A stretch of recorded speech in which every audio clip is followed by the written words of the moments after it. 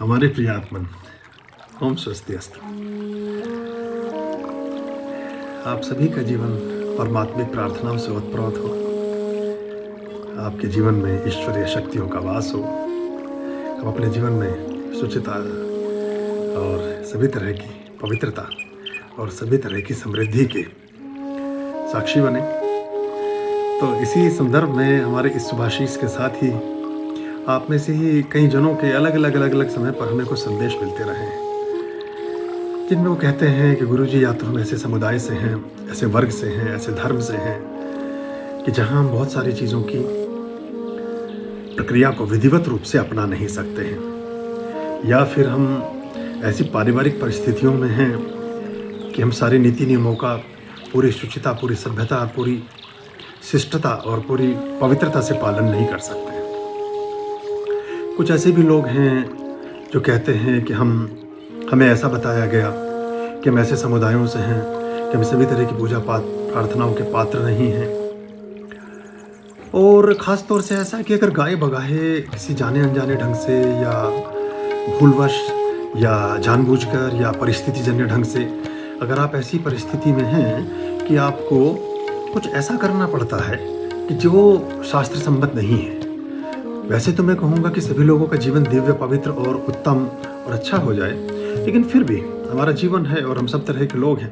और फिर उसमें सबसे बाद में आप लिखते हैं कि आप में से एक व्यक्ति ने लिखा कि तो क्या हम ईश्वरीय आशीर्वाद से वंचित रह जाएंगे? क्या हम सुख समृद्धि के हेतु में नहीं जा सकते हैं? ये ठीक है कि हम ऐसी जगह पर काम करते हैं कि जहाँ हमें कुछ ना कुछ व्यसन का भी शिकार होना पड़ता है और हमारा खान पान भी पूरी तरह पवित्र नहीं है। तो क्या हम पूरी तरह ही परमात्मिक प्रार्थनाओं से पृथक हो जाएंगे, उनसे अलग हो जाएंगे? क्या कभी हम किसी प्रकार की कोई परमात्मिक प्रार्थना नहीं कर सकते हैं? और ख़ास तौर से श्री सूक्त से संबंधित चीज़ों में इस तरह के प्रश्न बड़े लंबे समय से हमें प्राप्त होते रहे हैं। तो मैं ये सीक्रेट ऑफ सीक्रेट्स में ही एक विधि आपके साथ शेयर कर रहा हूँ। एक पाठ है जो पुराणोक्तम श्री सूक्तम है, जिसमें अगर देखो, पहली बात तो अंडरलाइन, इसके बाद मतलब ये नहीं है कि मैं आपको परमिशन दे रहा हूँ किसी भी तरह के गलत तरह के कामों में जाने की। गलत मतलब मेरा मतलब यह खान पान से ही है, आपके जीवन के आचरण से है, आपकी शिष्टता और आपकी पवित्रता से है, आपकी शुचिता और आपकी सभ्यता से है, आपके विचार और आपके संस्कार से है। तो मैं आपको परमिशन नहीं दे रहा हूँ कि सब दूषित करें, वो उसी तरह से आप करें, उसी मानदंड पर आप करते रहें। लेकिन ऐसे लोग जिन्होंने कहा कि हम परमात्मा की तरफ 2 कदम बढ़ाने चाहते हैं, तो क्या हम पात्र नहीं हो सकते हैं? क्या हम वहाँ वंचित रह जाएंगे? क्या ईश्वर हमें अपनी तरफ देख करके कभी नहीं मुस्कुराएंगे?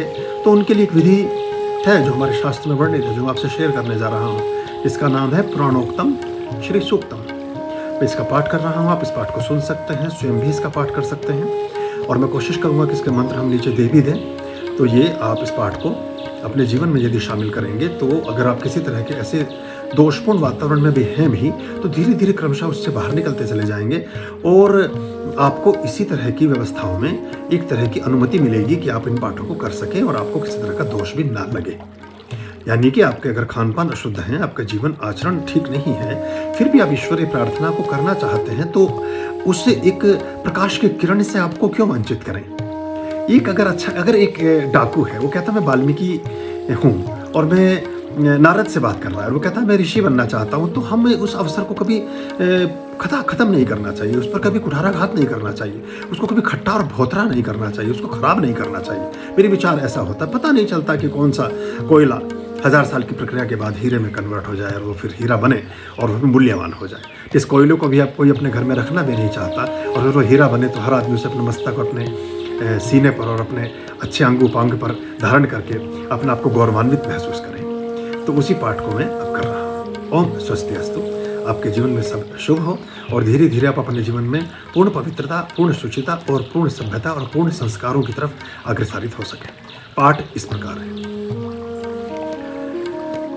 हिरण्यवर्णाम हिम्यरोप्यहाराम चंद्राम तदीयाम च हिरण्यरूपाम लक्ष्मी मृगीरूपधराम श्रियं त्वमदर्थमाकरे जातवेदः यस्याम सुलक्ष्म्य महमागतायं हृण्यगुस्वात्मज मित्रसाहान् लभेमाशु हिन्नपायिनीं मामदर्थमाकरे जातवेदः प्रत्युहिता महावश्य पूर्वं देवीं श्रियं मथ्यरथादियुक्तां प्रबोधिनी हस्ति शुभ्रती तेन हूता मया सा किल सेवितां वये तां संस्मितां ताम ही पद्मवर्णम माद्राम स्वर्णम वर्णम जलंतीम तृप्ताम ही भक्नाता प्रयंतीम उपहव्येहम कमलासनस्थाम लोके ज्वलंतीम यशसा प्रभासाम चंद्रामुदारमुतद्देवजुष्टाम ताम पद्मरूपाम शरणं प्रपद्ये प्रेमवर्णे त्वमवजरताम लक्ष्मी वनस्पतिस्ते तप्सोर्धिजातो वृक्षोत्बिलस्तुरुणार्कवर्णे फलानि तस्य तदूनग्रहेण माया अलक्ष्मीशनुदन्तु बाह्यः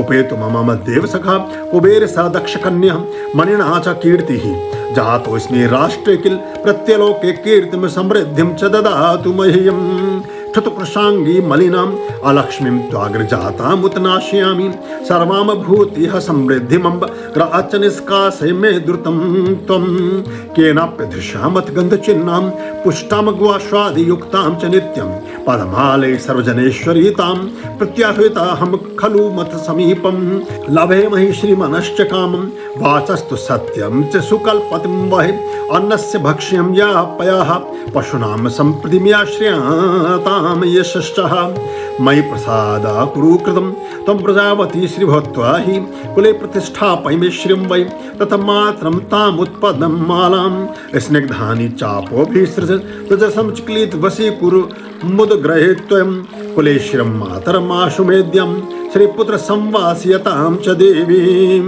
ताम पिङ्गलां पुष्करणीं च लक्ष्मीमार्द्रां च पुष्टिशुभ पद्ममालां चन्द्रप्रकाशां च हिरण्यरूपां मदर्थमाकरः जातवेदः आर्द्रां तथा यष्टिकरी सुवर्णां तां यष्टिरूपां मथ हेममालां सूर्यप्रकाशां च हिरण्यरूपां मदर्थमाकरः जातवेदः यस्यां प्रभूतं कनकं च गावो दास्ति स्त्रृङ्गान् पुष्टां च सत्यां विन्द्यमाशु हिरण्यपायिनीं ताममदर्थमाकरः जातवेदः श्रिय 15 श्लोकं सूक्तं पौराणमन्वहं या पठजुः या चाजाज्यं श्रीयुतः सततं भवेत्।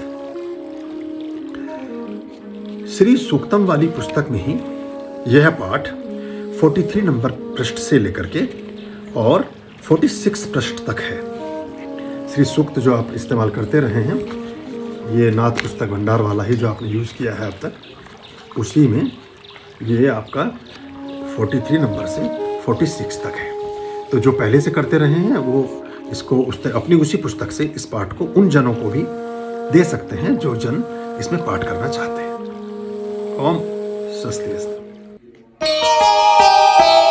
आर्यं शरणं शुभमस्तु संभव करणम् अरमस्तु। आर्यं शरणं